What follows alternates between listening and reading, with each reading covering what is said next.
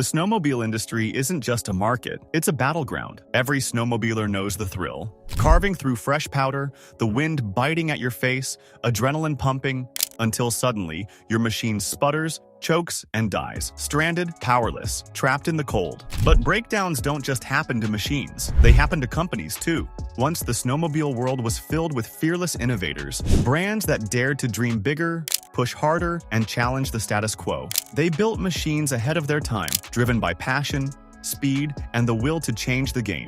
But just like that, they were gone, swallowed by industry giants like Bombardier, Ski-Doo, Polaris, and Arctic Cat, erased from history. So what happened? Was it the brutal reality of business? Bad luck? Or did the industry titans intentionally crush their competition? We're almost at 1,000 subscribers. Do you enjoy the video? Your support means the world to us. Help us grow and hit that subscribe button.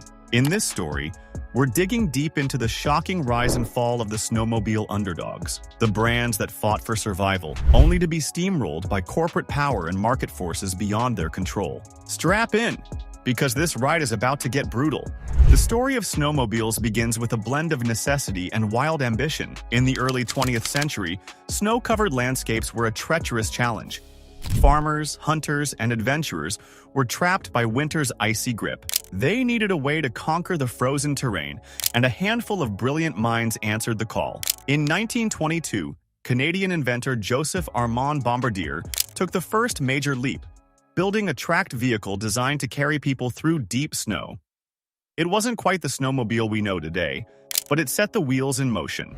Over the next few decades, engineers tinkered with lightweight frames, modified airplane engines, and rubber tracks, laying the foundation for what was to come. Then, in the 1960s and 1970s, the snowmobile world exploded. Suddenly, snowmobiles weren't just work vehicles. They became a thrilling new way to explore the winter wilderness. Small manufacturers saw their moment and flooded the market with innovative designs. Brands like Motoski, Snowjet, Rupp, and Scorpion all made their mark, each with unique technology and ideas. Some focused on speed, others on durability, and some even pushed the envelope with radical designs like rear-engine layouts and supercharged powertrains. By 1971, over 100 snowmobile brands were in the race, each one fighting to claim its piece of the booming market. It was a golden age for innovation, where every company seemed poised for success, but the excitement would be short-lived. What started as a thriving, creative free-for-all was about to descend into a brutal battle for survival, a ruthless war where only the strongest or the wealthiest would remain standing. For a while, small snowmobile manufacturers thrived, each one pushing the boundaries of design and performance. But beneath the surface, a storm was brewing, and the same factors that had fueled the industry's explosive growth were now turning into its biggest threats. The first major blow came in 1973 with the oil crisis. Gas prices skyrocketed, and what was once a thrilling winter escape became a luxury few could afford. Snowmobiles, once the symbol of freedom on snow, suddenly seemed like an expensive indulgence. Sales plunged, and smaller companies, already struggling to survive, were hit hardest. Meanwhile, the giants of the industry, like Bombardier and Polaris, had the financial power to ride out the storm. For the little guys, it was a fight to stay alive, but the troubles didn't stop there. As technology advanced, so did the cost of innovation. Developing lighter frames, more powerful engines, and smoother suspensions required massive investments, something the smaller brands could barely afford. The industry giants, with their deep pockets, surged ahead, leaving the underdogs in the dust. Then came market oversaturation.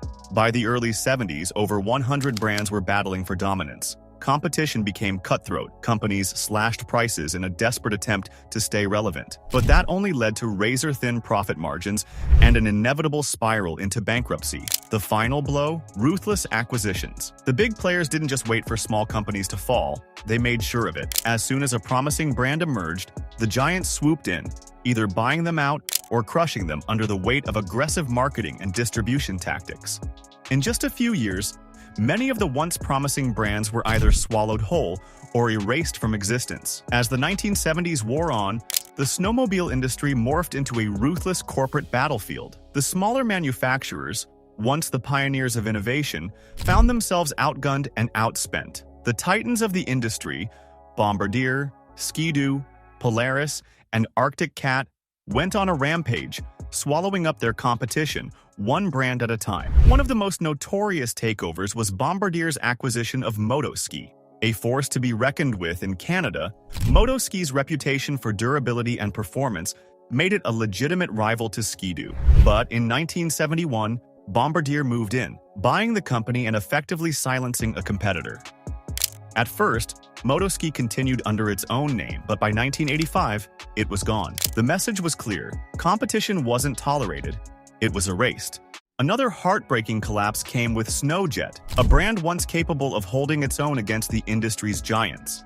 Founded in 1965, Snowjet made high-performance machines beloved by riders. But when the oil crisis hit, sales plummeted. In 1976, the company was sold to Kawasaki, who kept the Snowjet name alive for a short while before pulling the plug in 1980. Then came Scorpion, a bold Minnesota-based company known for its innovative designs, like the groundbreaking slide rail suspension that revolutionized snowmobile comfort. But even with game-changing tech, Scorpion couldn't survive the brutal corporate wars. In 1978, Arctic Enterprises, Arctic Cat, acquired Scorpion, and by 1981 the brand was gone, consumed by the larger corporate machine. One by one, dozens of smaller companies were wiped off the map. Some were bought out, others collapsed under the weight of financial strain. What was once a thriving, diverse industry was now becoming an oligopoly, an industry where only a few powerful corporations controlled the fate of winter travel. While smaller manufacturers were dropping like flies, the industry giants weren't just surviving, they were thriving and evolving. Companies like Bombardier, Polaris, and Arctic Cat understood that staying on top required more than just making snowmobiles. They needed to adapt, diversify, and dominate new markets to remain untouchable. Take Arctic Cat, for example. In the early 1980s, despite its market dominance, the company hit a major roadblock: bankruptcy. But instead of fading away like so many others, Arctic Cat reinvented itself. It shifted focus to all-terrain vehicles, ATVs, and personal watercraft, ensuring year-round revenue and a steady cash flow. By 2017, Arctic Cat had become strong enough to be acquired by Textron, a multi-billion-dollar corporation that owns massive brands like Cessna and Bell Helicopters. It was a remarkable comeback, proving that survival in this industry required more than just snowmobiles. Polaris played the long game. Founded in 1954, Polaris saw the writing on the wall early and began diversifying its offerings. The company didn't just make snowmobiles, it expanded into motorcycles, ATVs, and side-by-sides. They didn't put all their eggs in one basket, ensuring that even if snowmobile sales dipped, Polaris could remain profitable. In fact, buying the Indian motorcycle brand turned out to be a masterstroke. Polaris continued to prove its resilience by maintaining a balance between innovation and practical expansion, keeping its finger on the pulse of changing market trends. Bombardier, the behemoth behind Ski-Doo, took an even bolder approach, shifting its focus beyond snowmobiles entirely, diving into aerospace and rail transportation. While Ski-Doo remained a key player, Bombardier's real fortune lay in planes and trains, keeping the company financially secure and immune to the ups and downs of the snowmobile market. Bombardier's foresight allowed them to position themselves as more than just a snowmobile manufacturer, adapting to global industries with lucrative returns. These survival tactics helped cement a reality where only a few powerful brands remained at the top, leaving little room for competition. But the story doesn't end there. New players have emerged, trying to shake things up and challenge the established order. Taiga Motors, for example, has entered the scene with an electric snowmobile designed to disrupt the traditional industry.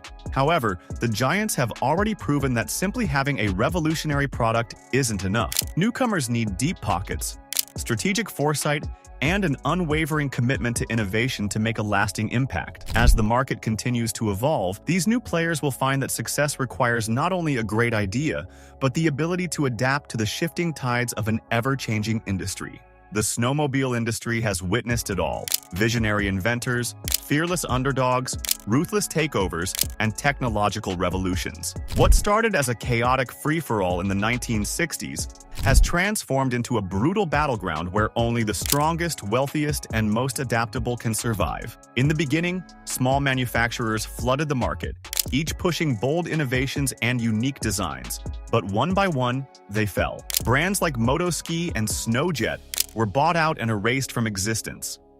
Scorpion, once a pioneer with game-changing technology, was crushed under the weight of financial pressure. The giants, Bombardier, Polaris, and Arctic Cat, proved that survival wasn't just about building great machines. It was about outlasting the competition, diversifying, and playing the long game. They didn't just dominate, they crushed anything that threatened their reign. These corporate giants understood that to stay at the top, they couldn't rest on their laurels. They needed to innovate beyond snowmobiles, expanding into new markets like ATVs, motorcycles, and even aerospace. They didn't just make machines, they created empires. By keeping a finger on the pulse of emerging trends, they weathered economic downturns and technological shifts with strategic moves that kept them ahead of the game. Their adaptability and vision allowed them to turn challenges into opportunities, ensuring their dominance in the industry for decades. Now, as the industry enters the electric age, the question looms: will upstarts like Taiga Motors rise to challenge the giants, or will they too be swallowed whole? The electric revolution promises new possibilities, but it also opens the door for a new kind of battle. The game has changed, but the stakes remain the same. In the high-stakes world of snowmobiles, only the ruthless survive. And for those daring to disrupt the status quo, the battle is just beginning. Will these new challengers be able to carve out a space for themselves, or will they face the same fate as the many before them? Only time will tell.